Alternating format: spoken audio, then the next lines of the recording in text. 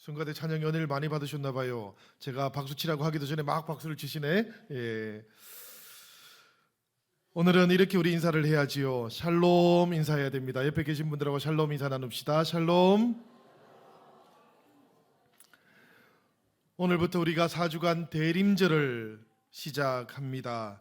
대림절은 평화의 왕으로 오신 예수 그리스도의 사랑 가운데 하나님께서 이 땅에 성육신하신 그 뜻을 다시 묵상하는 절기입니다. 특별히 우리가 평화의 사람으로, 우리가 사랑의 사람으로 살아가기를 새롭게 결심하는 그런 절기이기도 합니다.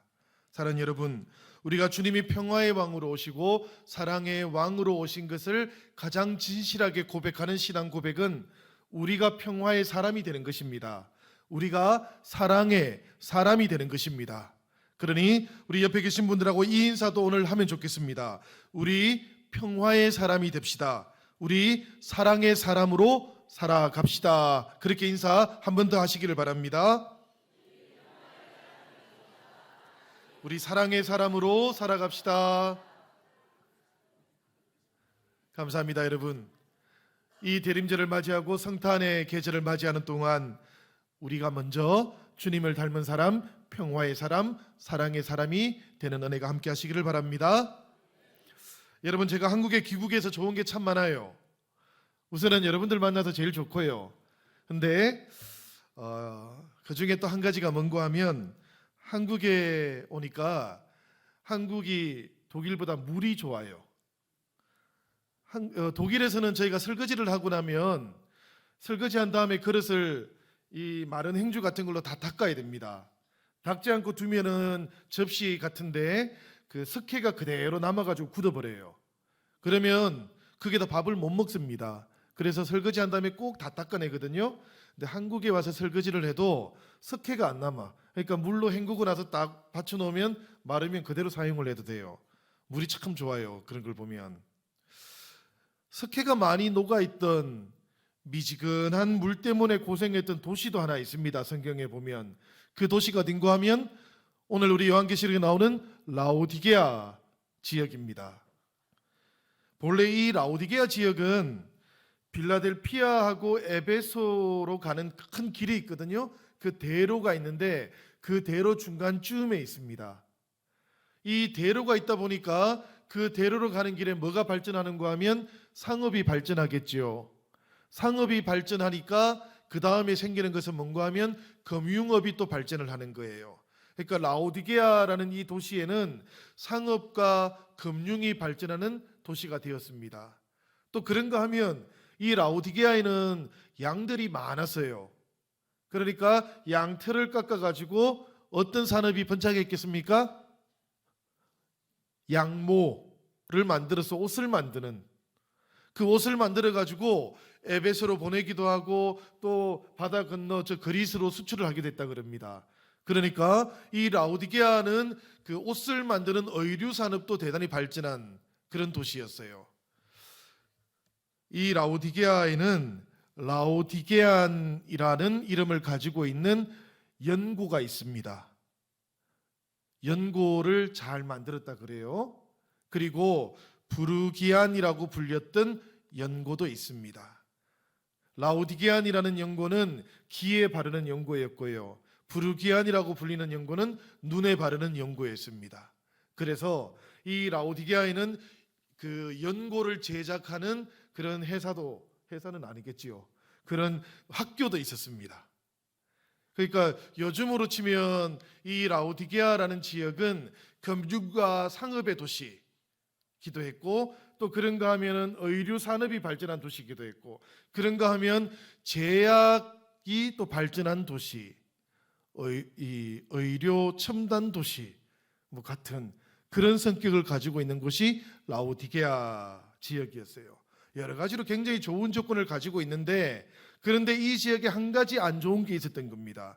그게 뭔가 하면은 바로 물이 좀 안 좋았어요. 사실은 이 라오디게아에서 북쪽으로 한 10km 정도 올라가면 그곳에 요즘 터키 여행 가면 꼭 가는 곳입니다. 그 파무칼레라는 곳 들어보셨습니까, 여러분? 거기에 가면은 이 석회로 온 지역이 다 덮여 있고요. 그게 물이 이렇게 흘러가지고 너무너무 아름다운 곳이 있거든요. 그 파무칼레라는 곳이 있는 히에라폴리스라는 곳이 있습니다. 이 히에라폴리스라는 말은 신성한 도시라는 뜻이에요. 이 폴리스라는 말이 도시라는 뜻 아닙니까? 그죠? 그래서 히에라폴리스는 신성한 도시. 근데 여기가 신성한 도시가 된 이유가 있습니다, 여러분. 이 히에라폴리스 지역에도 석회가 많았어요. 그런데 이 지역에는 물이 솟아나는데 솟아나는 물이 대단히 뜨거운 물이 솟아났습니다. 뜨거운 물이 솟아나니까 석회가 있어도 그 석회가 물에 다 녹아 들어가는 거예요. 뜨거운 물과 석회가 잘 섞여가지고 이 지역에는 사람들의 피부를 치료하는 온천이 아주 많이 개발이 되었습니다. 그러니까 사람들은 이 히에라폴리스에 가서 피부병도 낫고요. 멀리서 바라보면 물이 막 수증기를 만드니까 그 수증기가 막 피어오르는 것을 보면서 아, 저곳에는 신들이 내려오는 땅이 있나 보다 생각을 했던 거예요. 그래서 그 도시 이름을 신성한 도시 히에라폴리스라고 그렇게 이름을 붙였던 겁니다. 석회가 있지만 뜨거운 물이 그 석회를 다르게 효염이 있는 용도로 사용을 해버렸다는 이야기예요. 라오디게아에서 아래쪽으로 남쪽으로 한 16km 정도 내려오면 거기에는 어떤 도시가 있었는가 하면 골로세라는 도시가 있어요. 그 지역이 있었어요. 이 지역에도 석회가 있습니다. 그런데 골로세 지역에는 산이 또 있어요. 그 산에서 물이 이렇게 흘러내려오면 그 물을 바로 마시기는 조금 어렵지만 그 물이 지하로 스며 들어간 다음에 샘으로 솟아나면 흙하고 돌이 자연히 필터를 만들어 가지고 거기에서 솟아나는 물은 굉장히 차갑고 좋은 물이 되었다 그럽니다. 그래서 골로새에는 사시사철 시원한 샘의 근원이 있었다 그래요. 이 두 도시 사이에 라오디게아라는 도시가 있는 겁니다. 그런데 이 라오디게아는 물 사정이 영 좋지를 못했던 것이지요. 일단 물이 잘 나지도 않았습니다. 그래서 인근에 있는 물을 끌어와서 사용해야 되었는데 이 라오디게아 사람들이 어떻게 했는가 하면 그 근처에 뜨거운 광천에 파이프를 심어가지고 물을 이동시켜가지고 그 물을 마시고 살았다 그래요. 그런데 여러분, 그 뜨거운 광천수 물이 파이프를 한 5km 정도 타고 와야 된답니다. 5km 정도 물이 오면 그 뜨거운 물이 어떻게 되었을까요? 식었겠죠. 식어버리니까 물이 미지근해집니다. 물이 미지근해지는 동안에 뜨거운 물에 다 녹아있던 석회가 서서히 드러나는 거예요. 그래서 물 속에 불순물이 많이 생기고 또 저장을 해놓으면 그 물 밑에도 석회가 가득 쌓이는 겁니다. 골로새 사람들은, 라오디게아 사람들은 물이 귀하니까 목이 너무너무 마르면 그 물을 마십니다. 마시고 해갈을 해요. 그렇지만 그 불순물이 들어있는 그 물을 삼키는 것이 영 찜찜했던 것이지요. 그래서 해갈을 하고 나면 그 물을 종종 삼키지 않고 뱉어버렸습니다. 오늘 우리가 함께 봉독했던 이 라오디게아 교회로 보내는 성령의 음성은 바로 이런 라오디게아 지역에 물과 관련되어 있는 배경이 있었던 거예요. 이런 배경을 두고 우리가 15절 말씀을 읽어보면 이 말씀의 뜻이 너무 분명해집니다. 15절 말씀이 어떻게 되어 있는가 하면 이렇게 되어 있죠. 내가 차지도 아니하고 뜨겁지도 아니하도다. 내가 차든지 뜨겁든지 하기를 원하노라. 이 말씀의 의미는 이런 겁니다, 여러분. 신앙생활이, 이 라오디게아 교회의 신앙생활이 생수같이 시원하거나 온천욕을 할 수 있는 물처럼 쓸모가 있어야 된다는 거예요.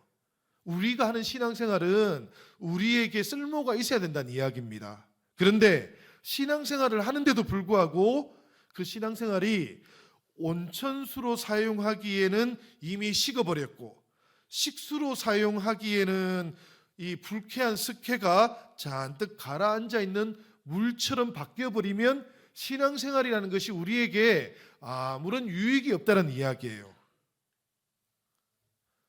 이 말씀 속에 나오는 차지도 덥지도 않은 상태는 어떤 상태를 말합니까, 여러분?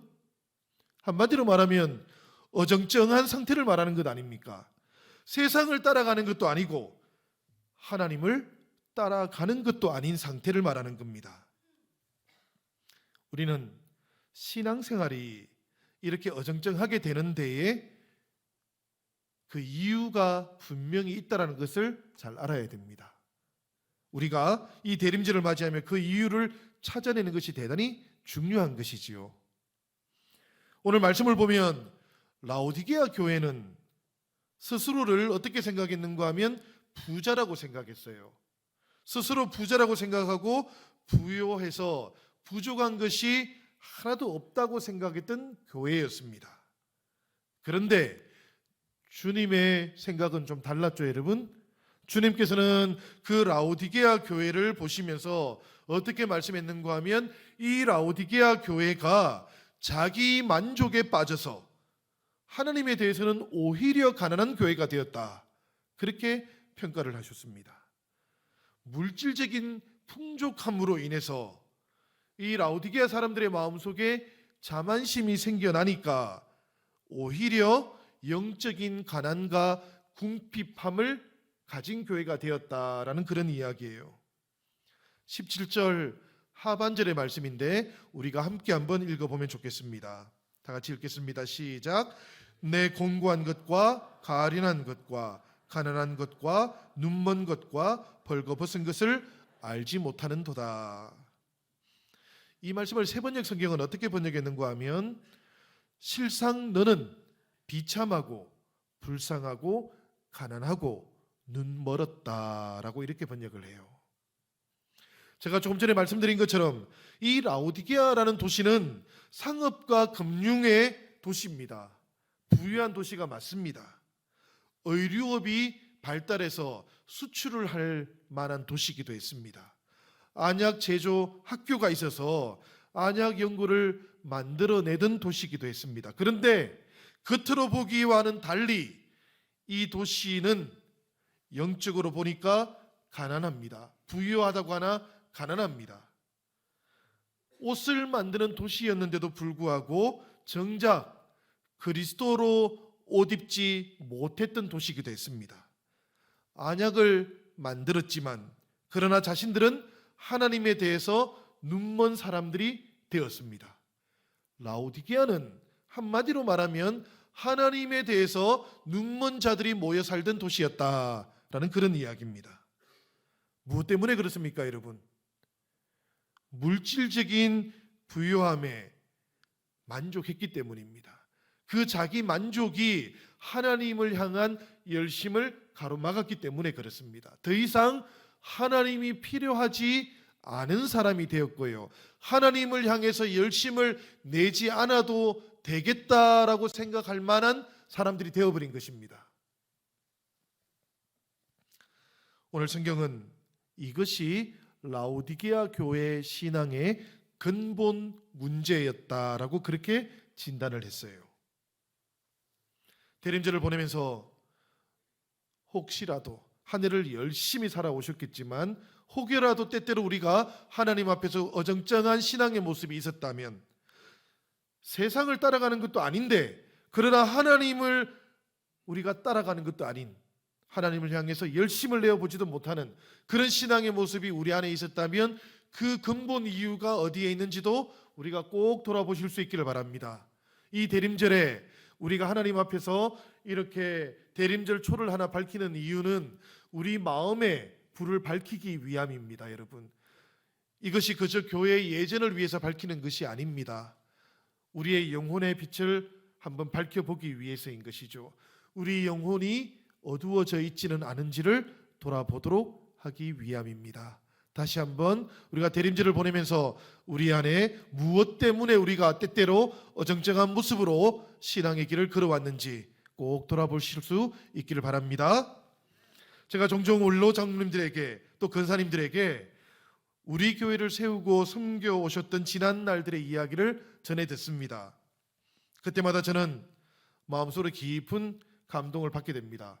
어제도 제가 신방 갔다가 우리 영신교회가 예전에 이 건물을 짓기 전에 교회에 올라가려면 계단을 다 밟고 올라갔지 않습니까? 그 계단 개수가 제가 몇 개인지를 몰랐거든요. 드디어 제가 어제 알게 되었습니다. 여러분들 혹시 아십니까? 그때 계단이 몇 개 있었는지? 아니랍니다. 52개가 있었답니다. 장로님들 맞습니까? 반응이 좀 없으셔. 그거를 다 헤아리면서 올라다니셨던 근사님들께서 말씀하시는데 52개가 있었다 그래요, 계단이. 그래서 제가 그 이야기를 듣고 1년이 52주인데 우리 영신교회 성전으로 올라가는 계단이 52개가 있었구나, 그 생각을 제가 하게 되었습니다. 지난 64년 세월 동안, 많은 세월 동안 그 계단을 밟고 주님을 찾아오시는 것처럼 그 또 긴 인생의 길 걸어가시는 동안 교회와 함께할 그 모든 시간들 속에 힘겹고 어려운 일이 왜 없었을까, 그런 생각을 제가 하게 되었어요. 교회 안에서 신앙생활만 힘겹고 어려운 것이 아니라 여러분들의 삶 가운데 그 64년이라는 세월은 가만히 한번 생각해 보면 우리 한국의 근현대사의 여러 가지 어려운 시절들이 다 녹아 있지 않습니까? 그 세월들을 통과해서 지나오면서 이 교회를 세우고 또 가정을 지켜오신 그 인생이 왜 어렵지 않았을까, 그런 생각도 하게 되었습니다. 그런데 한결같이 제가 듣고 마음에 드는 생각은 그래도 주님만 믿으며 살아온 세월이었다라는 그런 고백이었습니다. 그 힘든 세월이라 할지라도 주님만 바라보고 주님께 열심을 품었던 세월들이었다라는 그런 간증도 제가 자주 듣습니다. 열정 없이 어떻게 이 모든 일이 가능했겠습니까? 사랑하는 여러분, 그렇게 열정적으로 달려오셨습니다. 그런데 안타깝게도 이 주님을 향한 열정과 이 주님을 향한 뜨거움을 라오디게아 교회는 그만 안타깝게도 잊어버렸던 것입니다. 오늘 말씀을 보면 이 라오디게아 교회를 향한 주님의 책망이 결코 약하지를 않습니다. 대단히 엄중합니다. 그런데 여러분, 이 말씀을 읽어가는 동안 우리가 꼭 놓치지 말고 발견해야 하는 것도 하나 있어요. 그게 뭔가 하면 라오디게아 교회를 향하신 주님의 사랑도 결코 식은 적이 없었다라는 겁니다. 이 교회 성도들, 라오디게아 교회 성도들의 영적인 상태는 비록 어정쩡해졌지만 그러나 그들을 향한 주님의 사랑은 단 한 번도 식은 적이 없었다. 여전히 불타오르고 있었다라는 것입니다. 우리 19절의 말씀이 주님의 말씀인데요, 이 말씀을 우리가 함께 읽으면서 마음에 새기면 좋겠습니다. 우리 다 같이 한번 읽어보겠습니다. 시작. 무릇 내가 사랑하는 자를 책망하여 징계하노니 그러므로 내가 열심을 내라 회개하라. 주님의 이 말씀을 우리가 묵상하면 라오디게아 교회를 향한 주님의 책망이라든지 주님의 이 엄중한 말씀들은 그 교회를 향한 주님의 불타오르는 사랑 때문이었던 겁니다. 원래 라오디게아 교회가 가지고 있던 주님을 향해 가졌던 그 열심이 식어져 가니까 그것이 안타까워서 주님께서는 정말 불타오르는 심정으로 라오디게아 성도들을 향해서 이 엄중한 말씀들을 하셨던 것이지요. 그래서 내가 징계를 하고 내가 책망하는 말을 한다고 할지라도 이 모든 것들은 내가 사랑하는 자를 위해서 하는 말이다라고 주님께서 그렇게 오늘 이 말씀 속에 남겨 놓으셨던 겁니다. 교회와 성도들을 향한 이 주님의 사랑이 잘 나타나 있는 본문의 말씀이 이어지는 20절의 말씀이에요. 이 말씀을 보면 이렇습니다. 여러분, 볼지어다 내가 문 밖에 서서 두드리노니 누구든지 내 음성을 듣고 문을 열면 내가 그에게로 들어가 그와 더불어 먹고 그는 나와 더불어 먹으리라. 아멘이십니까 여러분? 이 은혜로운 말씀 속에 우리를 향하신 주님의 사랑의 고백 속에 우리가 꼭 새겨보면 좋을 두 가지 내용이 담겨져 있어요. 그 중에 하나는 뭔가 하면 주님께서 문 밖에 서서라고 이렇게 말씀하고 있는데 이 서서라는 말씀입니다.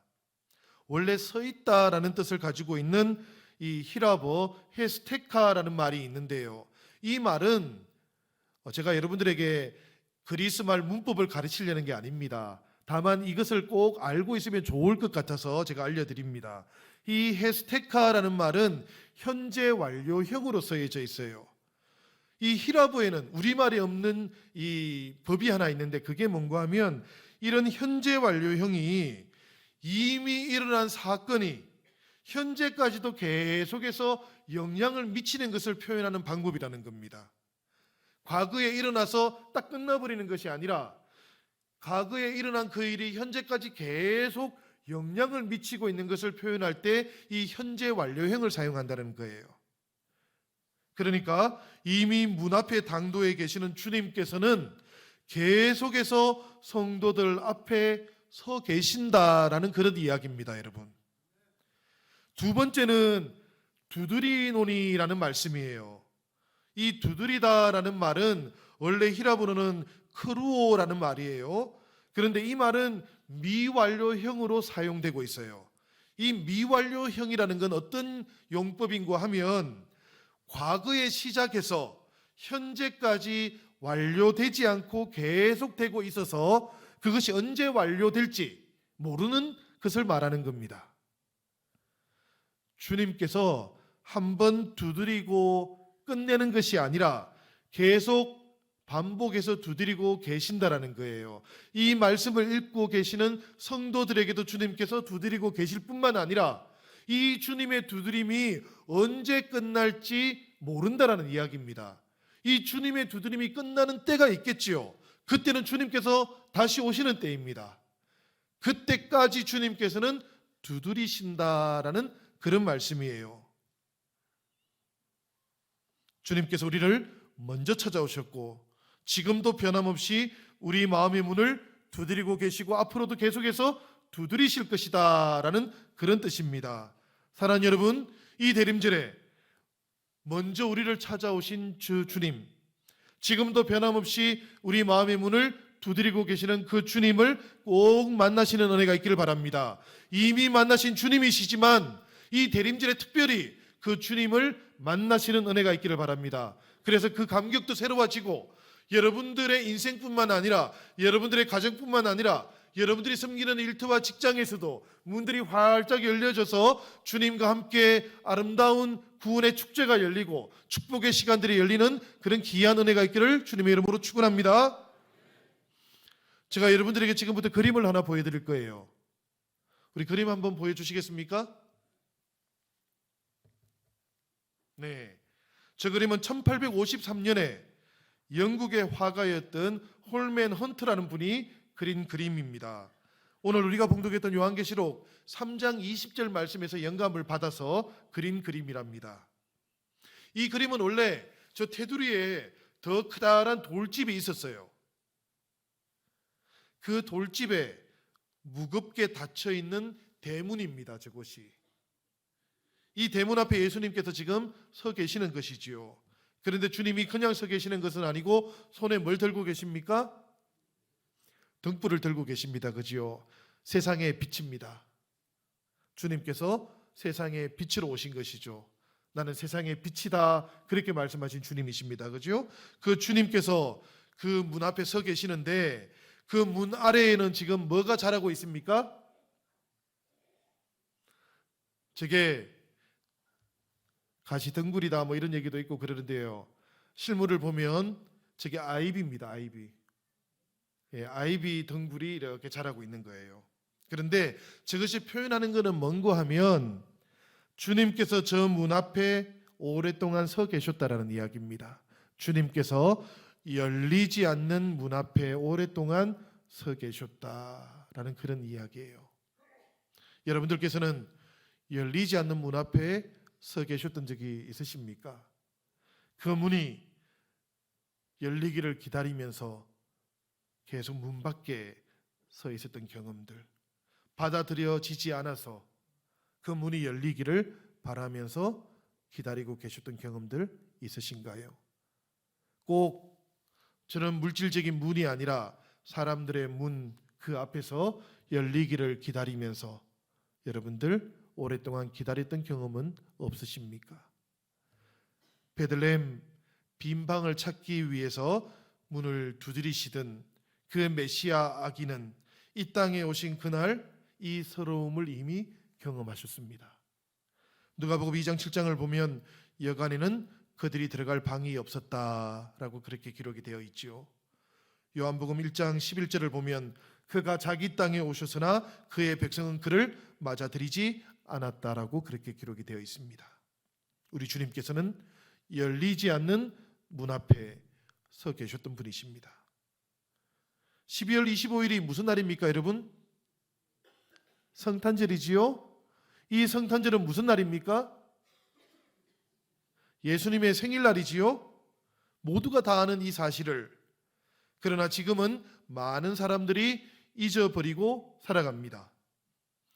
제가 지난 11월 초에 우리 명동 을지로 이쪽으로 신방 갈 일이 있어 갔다가 돌아오는데 11월 초인데 성탄절 장식을 이미 해놓은 건물들을 봤습니다. 백화점들이 11월 초에 벌써 성탄절 장식을 했더라고요. 성탄절 장식을 한 백화점들은 생일날에는 전혀 관심이 없습니다. 그죠? 제가 몇 해 전에 섬겼던 독일 주교회에서는 모두가 알고 있지만 다들 잊어버리고 있는 이 상식을 한번 다시 상기시켜 주기 위해서 그해 성탄절의 모토를 뭐라고 정했는가 하면 성탄절은 생일날이다. 독일말로 하면 Weihnachten ist Geburtstag, 크리스마스 is birthday. 너무나 잘 아는 이야기인데 모토로 삼아야 될 만큼 성탄절이 익명의 축제일이 되어버린 것이지요. 세상은 주님께서 지금 문을 두드리고 계시다라는 것도 이제는 기억하지 못하는 것 같습니다. 이 시대는 하나님과 사람들 사이에 열려져야 되는 문이 있다라는 것도 잊어버린 듯해요. 그 문을 열어야 된다는 생각도 하지 못합니다. 다시 한번 우리가 그림으로 한번 돌아가 볼까요? 이 그림이 완성된 후에 이 헌트의 친구가 있었는데요. 이 친구가 말하기를 이 그림이 참 영감이 있는 그림인데 그런데 내가 보기에는 이 그림이 미완성인 것 같다. 그렇게 얘기를 했습니다. 왜 미완성인가 하면 그림에는 당연히 문고리가 있어야 돼요. 문을 여는 손잡이가 있어야 되는데 이 그림을 보니까 아무리 찾아봐도 손잡이가 없다는 겁니다. 예수님께서 지금 저기에 손을 올리고 계시지요? 예수님께서 지금 뭘 하고 계십니까? 손잡이를 잡고 문을 열려는 게 아닙니다. 지금 예수님께서는 문을 두드리고 계시는 겁니다. 그죠? 저 장면은 문을 두드리는 장면입니다. 헌트가 그 친구에게 말하기를 나도 알고 있다네. 이게 미완성인 것이 아니고 그런데 이 문은 손잡이가 문 안쪽에만 있다네. 이 문은 밖에서는 열 수 없는 문이라네. 그렇게 이야기를 했대요. 여러분, 우리 예수님에게, 우리 하나님에게 사람이 문을 안 열면 그 문을 부수고 들어올 수도 있는 능력은 있지요. 그런데 주님께서 그렇게 하십니까? 안 하십니까? 그렇게 안 하십니다. 왜 그런가 하면 구원이라는 것은 그렇게 일어나는 것이 아니기 때문에 그래요. 이 구원이라는 것은 하나님을 향해서 자기를 열어야 되는 겁니다. 주님을 향해서 자기를 여는 결단을 전제로 하는 겁니다. 우리가 복음서를 보면 예수님을 만난 수많은 사람들에 대한 이야기가 나와요. 치유받은 사람의 이야기도 나오고 새롭게 메시아를 만나고 삶을 바꾸었던 세리에 대한 이야기도 나오고 여러 종류의 사람들에 대한 이야기가 나오는데 이 메시아를 만난 사람들의 중요한 특징, 공통된 특징이 하나 있어요. 그 특징이 뭔가 하면 그들은 한결같이 내가 낫기를 원한다고 고백했거나 내가 내 삶을 이제 바꾸겠습니다라고 스스로 결단하는 사람들이었다는 겁니다. 스스로 주님을 향해서 결단하는 그 결단 위에 주님께서 찾아가셔가지고 구원의 축제를 여셨다라는 거예요. 생각해 보면 하나님께서 창조하신 이 온 세계에는 하나님께로 이어지는 문이 있습니다. 우리가 살아가고 있는 이 생활 세계 속에도 하나님께로 이어지는 문이 있어요. 우리 가정에도 하나님께로 이어지는 문이 있습니다. 여러분들 각자의 마음 속에도 하나님께로 이어지는 문들이 있습니다. 우리 하나님께서는 주님을 통해서 하나님께서 창조하신 모든 그 속으로 들어가기를 원하시는 분이십니다. 만유 가운데 우리 주님께서 왕이 되시려고 하시는 것입니다. 만유 가운데 하나님의 구원을 선포하고 싶으시기 때문입니다. 그래서 문을 두드리시는 것이지요. 하나님 창조하신 모든 창조 세계, 모든 자연은 이 주님의 두드림 가운데 적극적으로 순응하면서 메시아를 영접합니다. 그러나 사람의 세계는 그렇지가 않아요. 사람의 세계는 우리 주님께서 문을 두드리셔도 잘 안 열립니다. 심지어는 주님을 문 밖에 그냥 세워둡니다. 안타깝게 소리를 치고 두드려도 모르고 잠들어 버리는 사람들도 너무나 많고요.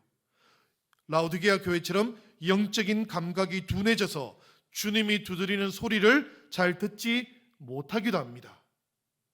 사랑하는 여러분, 이 대림절을 보내면서 우리 주님께서 이 대림절에 여러분들의 문을 열고자 하십니다.